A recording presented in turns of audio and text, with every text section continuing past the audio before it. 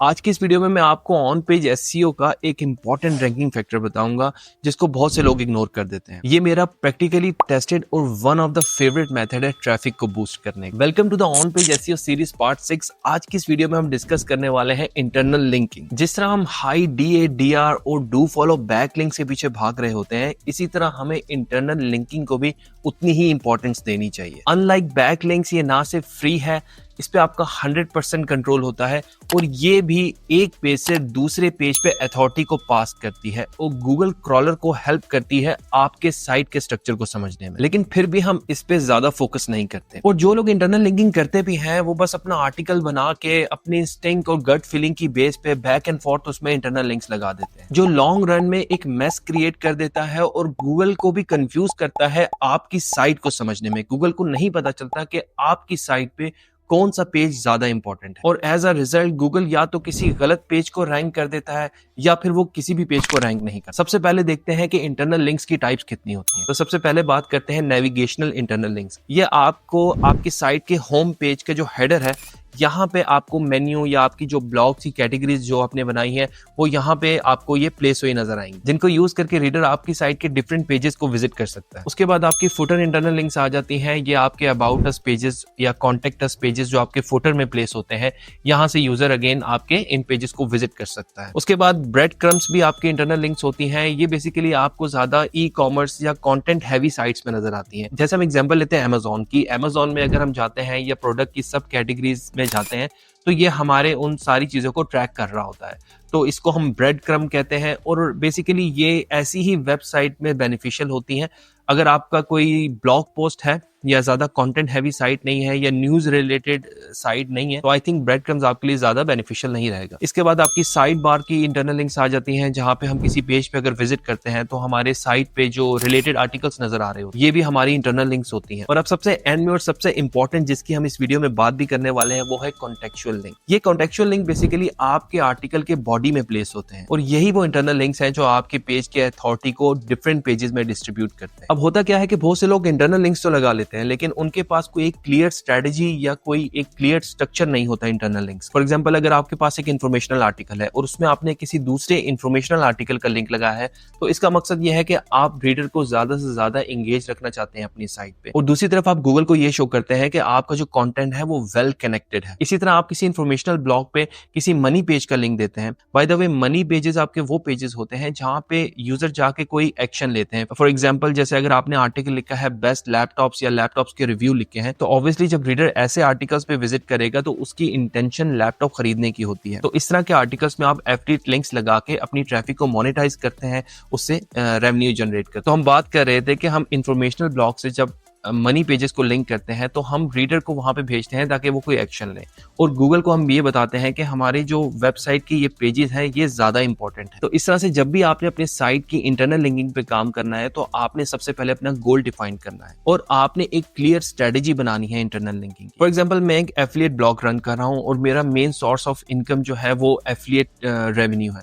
तो मैं क्या करूंगा कि फॉर एग्जांपल, अगर मैंने एक आर्टिकल बनाया है बेस्ट गेमिंग लैपटॉप्स, तो मैं उसी से रिलेटेड इंफॉर्मेशनल आर्टिकल बनाऊंगा। For example, how to fix heat up problem in gaming laptop. तो इस तरह से मैं उससे रिलेटेड इंफॉर्मेशनल आर्टिकल्स बना के अपने सारे इंफॉर्मेशनल आर्टिकल को उस बेस्ट गेमिंग लैपटॉप वाले आर्टिकल पे पॉइंट आउट करूंगा। उससे गूगल को यह पता चलेगा कि मेरा जो बेस्ट गेमिंग लैपटॉप है, वो जो पेज है वो ज्यादा इंपॉर्टेंट है, और जो ट्रैफिक में अपने इंफॉर्मेशनल आर्टिकल से लेके आऊंगा उसको भी मैं रीडायरेक्ट करूंगा अपने मनी पेजेस पे।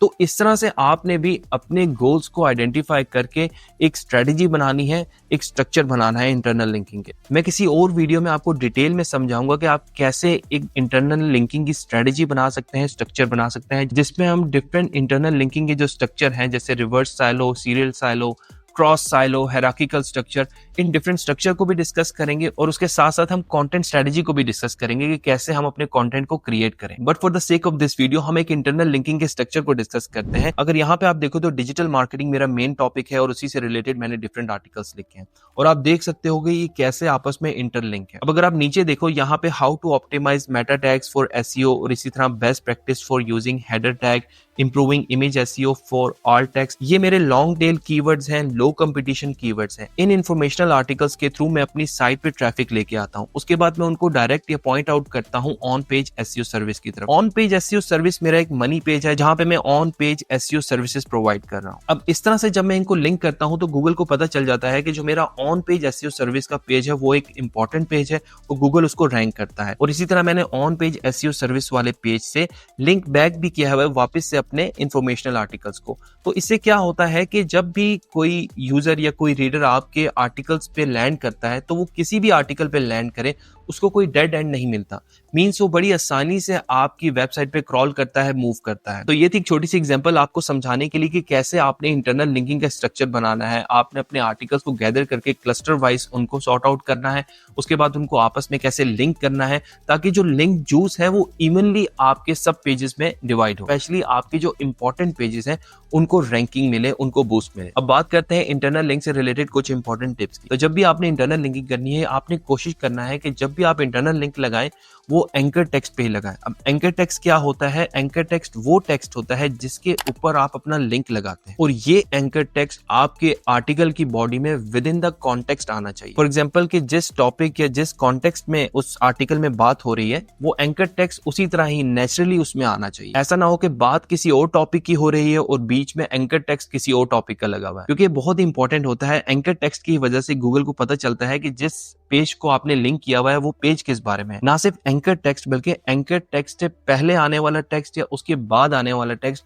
वो भी गूगल को हेल्प करता है ये समझने में कि जिस पेज को आपने लिंक किया है वो पेज किस बारे में है। यहाँ पे आप चैट जीपीटी से भी मदद ले सकते हैं। फॉर एग्जांपल अगर आपने एक आर्टिकल बनाया है और किसी पैराग्राफ में आपने एंकर टेक्स्ट लगाना है इंटरनल लिंक लगाने के लिए, तो आप चैट जीपीटी को वो पैराग्राफ कॉपी पेस्ट करके चैट जीपीटी को देंगे और चैट जीपीटी को ये बोलेंगे कि भाई ये एंकर टेक्स्ट है या ये कीवर्ड है, आप इस कीवर्ड को इस पैराग्राफ में नेचुरली ऐड कर दो। अब चैट जीपीटी क्या करेगा कि उसको रीराइट करेगा और with in the flow naturally उस एंकर टेक्स्ट को उस पैराग्राफ में कहीं फिट कर देगा। लेकिन आपने उसको एक दफा रीड कर लेना, अगर आपको कुछ और लगे तो आप दोबारा से रिवीजन करवा सकते हो। तो इस तरह आप चैट जीपीटी की मदद से परफेक्टली अपने आर्टिकल के अंदर एंकर टेक्स्ट को लगा सकते हो। तो कुछ लोग क्लिक हियर या रीड मोर या चेक आउट मोर या आल्सो सी दिस आर्टिकल इस तरह के भी वर्ड्स यूज करते हैं, तो आपने ऐसा नहीं करना। लेकिन आपने कोशिश करनी है जो आपका एंकर टेक्स्ट है वो आपका एग्जैक्ट मैच कीवर्ड हो। मींस जिस पेज को आप लिंक कर रहे हैं वो पेज का जो कीवर्ड है वही आपका एंकर टेक्स्ट हो। अगर वो नहीं होता तो उससे रिलेटेड कीवर्ड भी आप रख सकते हैं, लेकिन फर्स्ट प्रायोरिटी आपने यही देनी है कि वो आपका एग्जैक्ट मैच कीवर्ड। इसी तरह आप एक आर्टिकल के अंदर मल्टीपल इंटरनल लिंक्स लगा सकते हैं, लेकिन आपने एक ही पेज को मल्टीपल टाइम्स इंटरनल लिंक नहीं देना। फॉर एग्जांपल एक पेज को